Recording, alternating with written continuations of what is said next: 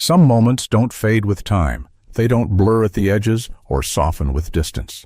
They stay sharp, precise, almost uncomfortable in their clarity. This is one of those moments. I've hesitated to tell this story for years. Not because it didn't matter, but because it felt personal, private. It happened in a space where cameras weren't rolling, where there were no reporters, no fans, no staged demonstrations. Just a quiet gym, a handful of young fighters, and a man most of the world thought they already understood. But they didn't. And what happened that night changed the way I understood strength forever. It was late summer in California. The kind of evening where the air still holds heat even after the sun has dropped below the skyline. We were inside a private MMA training facility just outside Los Angeles. It wasn't glamorous, no fancy branding on the walls, just black mats, heavy bags, a full-size cage in the center, and the smell of sweat and rubber that clings to places where real work gets done. Bruce had asked me to come with him. He'd heard about the gym from a mutual contact, said some of the fighters there were promising, disciplined, hungry. He liked being around people who were serious about their craft no matter the style. When we walked in, the place was alive with energy. Gloves thudding against pads, feet shuffling across mats, a coach shouting combinations, the metallic rattle of the cage door opening and closing. Bruce didn't say much at first. He rarely did when he entered a new space. He observed. He stood just outside the cage, arms relaxed at his sides, watching two fighters spar. His face was calm, almost neutral, but I'd been around him long enough to know that look. He wasn't just watching punches and kicks. He was reading rhythm, timing, breath, tension in the shoulders, hesitation in the hips. He studied people the way a chess player studies a board. The fighters inside the cage were big, both easily over 200 pounds, thick legs, heavy hands. They moved with explosive power, mixing boxing combinations with takedown attempts. It was aggressive, high-intensity training, modern, efficient, brutal in its own way. One of the coaches noticed us and paused the session. "All right, take 5, he called out. The fighters stepped out of the cage, sweat dripping, chests rising and falling heavily. A few of them glanced at Bruce. At first it was just casual curiosity. A stranger in the gym wasn't unusual. But recognition has a specific look. It starts in the eyes, then spreads to the expression. One of the younger fighters nudged the guy next to him. "Yo, isn't that..." The second guy squinted. "No way." But it was. Bruce didn't acknowledge the whispers. He just stepped closer to the cage, examining the structure, running his fingers lightly along the chain links like he was appreciating craftsmanship. A tall fighter with shaved sides and tattoos down both arms walked over. He was built like a middleweight contender, lean, powerful, confident in the way only someone who's tested himself in real competition can be. "You here to check us out?" he asked. His tone wasn't disrespectful. Not yet, just curious. Bruce nodded slightly. "I like to see how people train." The fighter smirked. This isn't movie stuff." A couple of the others laughed quietly behind him. Bruce's expression didn't change. "Good." The coach approached then, wiping sweat from his forehead. "You're Bruce Lee, right?" Bruce extended his hand politely. "Yes." The coach shook it firmly. "Didn't expect to see you here." "I've always believed you can learn from anyone," Bruce replied. That was genuine. He meant it, but not everyone in the room heard it that way. The tall fighter folded his arms across his chest. "You know, no offense, but things are different now. This isn't traditional kung fu. This is real fighting." The word real hung in the air longer than it should have. Bruce tilted his head slightly. "Real fighting?" "Yeah," another fighter chimed in, stepping closer. He was shorter but thicker. "Built like a wrestler. Full contact. Ground game, elbows, knees, none of that flashy 1-inch punch stuff." A few more chuckles. I felt the shift in the room. It wasn't open hostility, not yet. But ego had entered the space. And once ego enters, things tend to escalate. Bruce remained still, hands loose, shoulders relaxed. "What makes something real?" he asked calmly. The tattooed fighter shrugged. Pressure, resistance, someone trying to take your head off. Bruce nodded as if considering the point seriously. That's important, he said, but pressure is not new. The younger fighter from earlier stepped forward now, wiping sweat from his brow. With respect, man, a lot of those old-school styles don't work in the cage. Too stiff, too traditional. You put one of those guys in there with an MMA fighter. Oh, it's over. Silence. The coach didn't interrupt. Bruce didn't argue. He just looked at each of them in turn, not challenging, not defensive, observing. I see, he said softly. The tall fighter smirked again. No disrespect. You're a legend and all, but fighting evolves. You adapt or you get left behind. There it was, not hatred, not anger, just certainty. The kind that comes from believing your generation has finally figured everything out. Bruce took a slow breath. The gym lights reflected faintly in his eyes. I agree, he said. You must adapt. That seemed to surprise them. But adaptation, he continued, is not about abandoning principles. It's about understanding them deeply enough that they can take any form. The wrestler-type fighter laughed under his breath. Oh, sounds philosophical. Fighting is philosophical, Bruce replied evenly, whether you realize it or not. The tall fighter stepped closer now, close enough that the energy between them shifted again, not violent, but charged. So you think your stuff would work in there? He asked, nodding toward the cage. Bruce glanced at the octagon, then back at him. It depends, he said. On what? On who is inside. A few of the fighters exchanged looks, confidence mixed with curiosity, and then the tall fighter said the sentence that changed everything. Well, why don't we find out?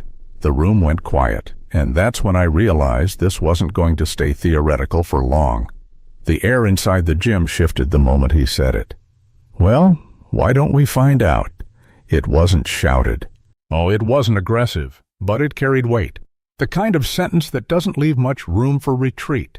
A few of the other fighters straightened up. Some crossed their arms. Others leaned against the cage wall, suddenly very interested. Bruce didn't respond immediately. He looked at the cage again, then back at the tall fighter standing in front of him. No anger, no challenge, just quiet assessment. I didn't come here to fight, Bruce said calmly. The tattooed fighter smirked. Then why come to an MMA gym? To observe, Bruce replied. To learn. The wrestler-type fighter shook his head. You don't learn by watching, you learn by pressure. Bruce nodded slightly. Pressure reveals truth, but only if you understand what you're looking at. A few of them exchanged amused glances. The tall fighter stepped closer, lowering his voice just enough to make it feel more personal. Look, I respect what you did back in the day. But this is different. We train for real resistance. Guys who shoot for takedowns. Guys who ground and pound. You can't just stand there and philosophize your way out of that. There were a few laughs at that. Bruce didn't smile. Instead, he asked, Do you believe aggression is the same as effectiveness? The question caught them off guard. The tall fighter shrugged. If it works, it works. And how do you define working? Bruce asked. Winning, the wrestler said bluntly, making the other guy quit. Bruce's eyes moved from one fighter to the next. And what if you can end something? He said quietly. Oh, before it becomes a contest of endurance? The tattooed fighter scoffed. This isn't a movie scene. Nobody ends anything in 2 seconds. Bruce tilted his head slightly. Sometimes they do. You just don't notice how. The tall fighter exhaled sharply through his nose. You're talking in circles. No, Bruce replied. I'm talking about efficiency. That word hung in the air. Efficiency doesn't look impressive, Bruce continued.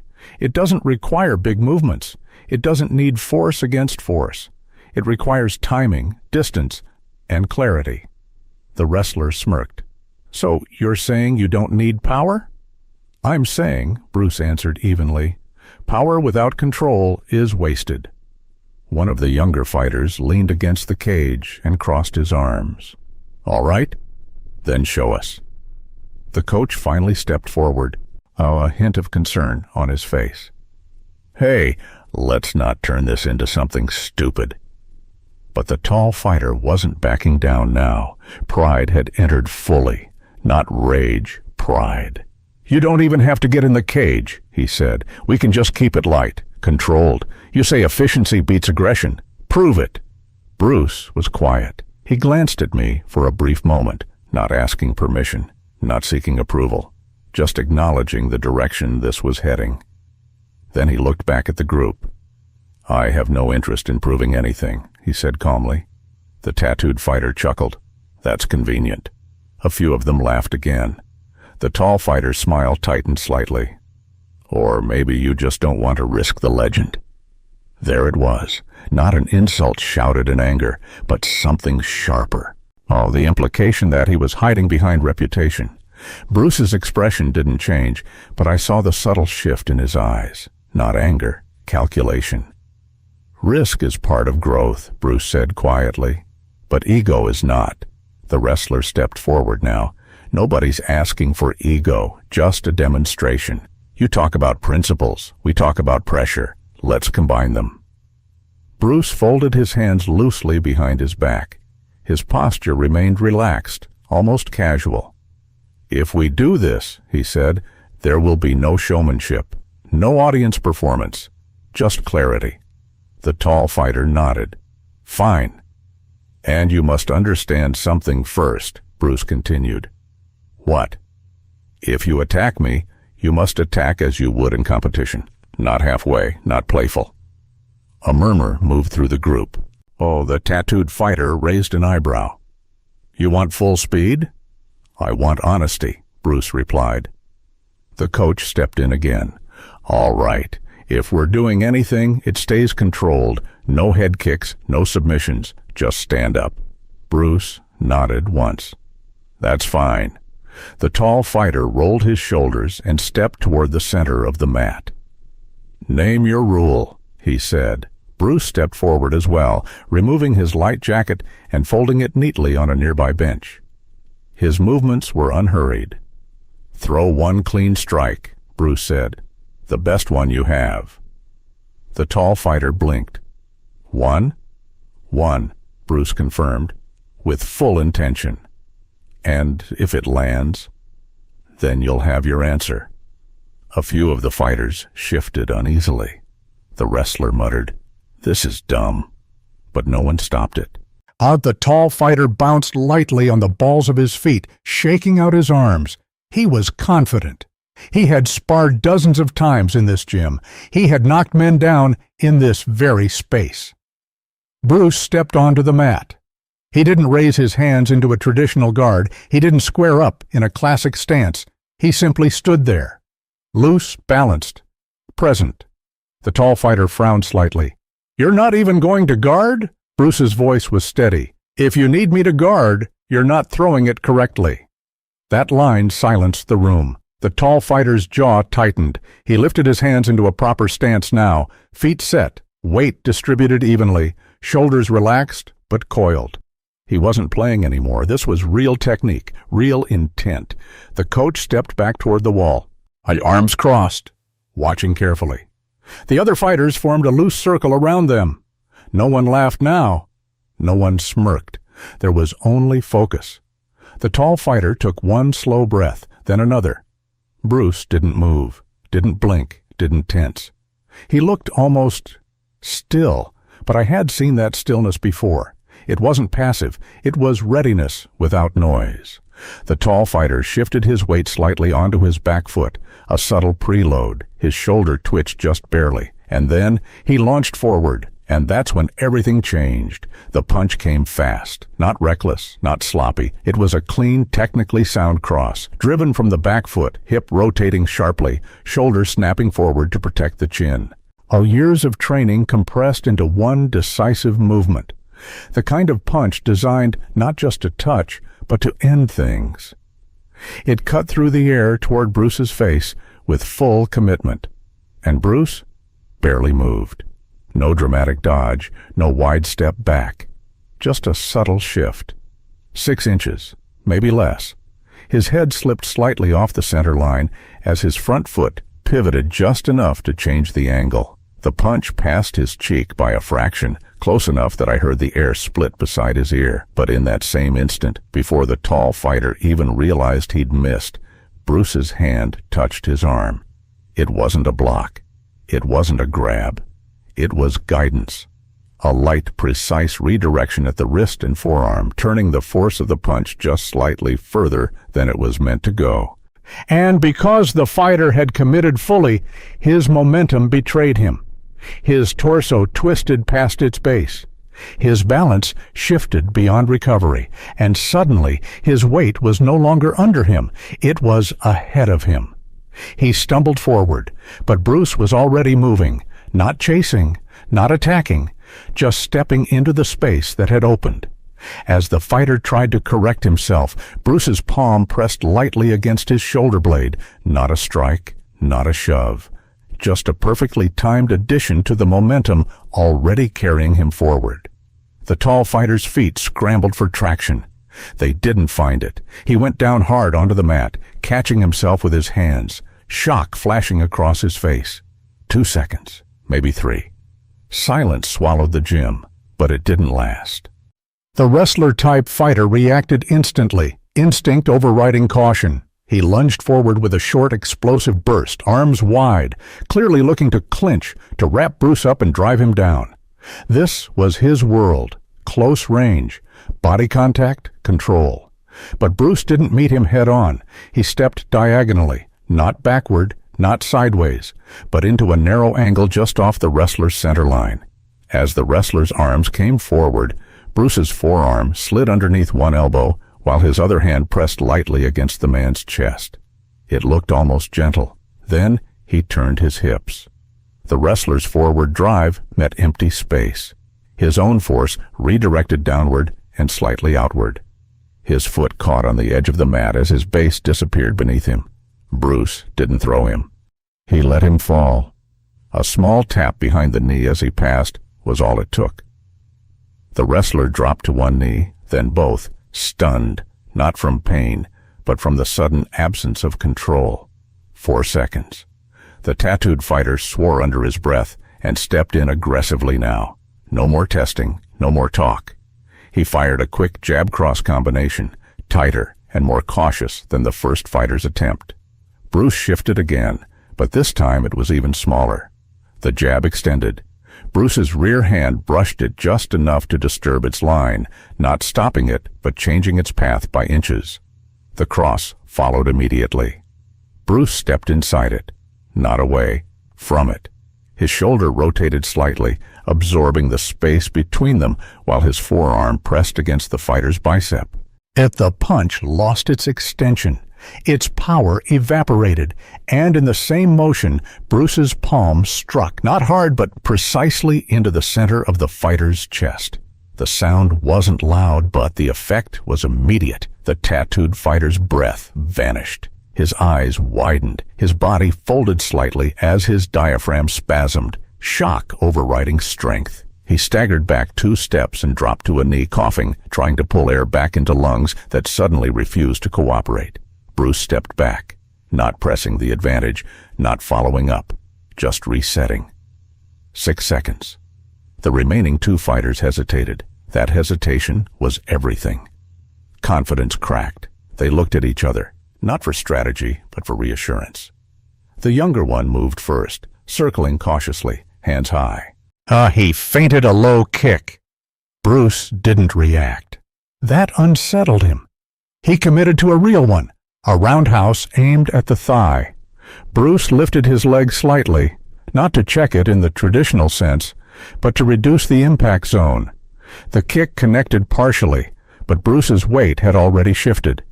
Before the younger fighter's leg could fully retract, Bruce's foot stepped behind his standing leg, just enough to interrupt its base.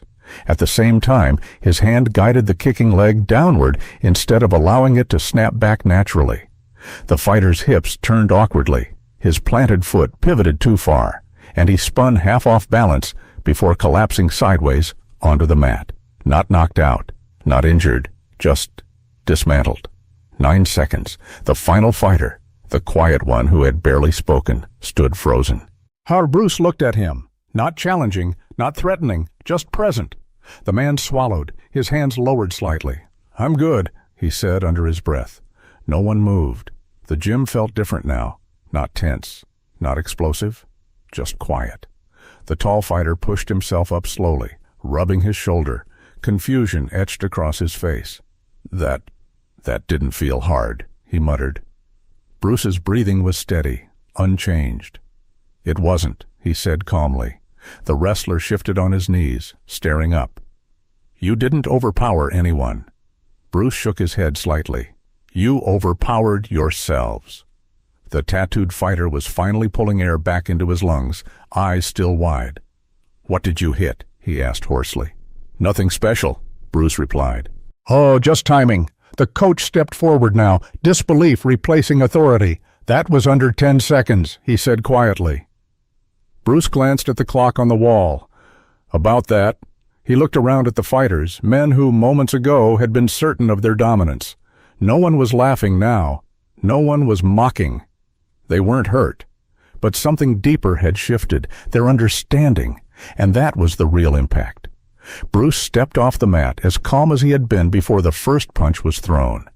The silence followed him, because everyone in that room knew what they had just seen wasn't about strength. It was about something else entirely, and they were only beginning to understand it. The gym didn't explode with applause. It didn't erupt with cheers. It stayed silent, and that silence meant more than noise ever could. The 5 fighters slowly got back to their feet. No one was injured. No one was knocked unconscious. There were no broken bones, no dramatic knockouts, no blood on the mat. But something had clearly been shattered. Ego, certainty, assumption. The tall fighter looked at Bruce again, this time without sarcasm. "That wasn't strength," he said quietly. Bruce shook his head. "Strength is useful," he replied calmly, "but it's never the foundation." The wrestler wiped sweat from his forehead, still trying to process what had happened. "You didn't even fight," he muttered. Bruce smiled slightly. "That depends on what you think fighting is." The coach stepped forward again, crossing his arms, not defensively this time, but thoughtfully. "You knew exactly where we were going to move," he said. Bruce looked at him and shook his head again. "No," he answered. "You showed me." Confusion flickered across their faces. Bruce continued. "When someone commits fully without awareness, their body tells the story before the strike lands." He tapped his temple lightly. "Most people look at the fists. They should be looking at the intention." The tattooed fighter finally stood upright, breathing steady now. "You weren't faster," he said slowly. "It just felt like we were late." Bruce nodded. "Because you were reacting to me. I wasn't reacting to you." That line landed harder than any strike. The younger fighter, who had fallen from his own kick, stared at the mat. "So what was that?" he asked quietly. "Oh, Kung Fu?" Bruce paused. "It's not about style," he said. "Style is just expression." He stepped closer to the edge of the mat, speaking evenly. "What you train shapes your body, but how you think shapes your timing." The coach folded his arms again, but this time with respect. "So you're saying our training is wrong?" Bruce didn't hesitate. "No, I'm saying it's incomplete."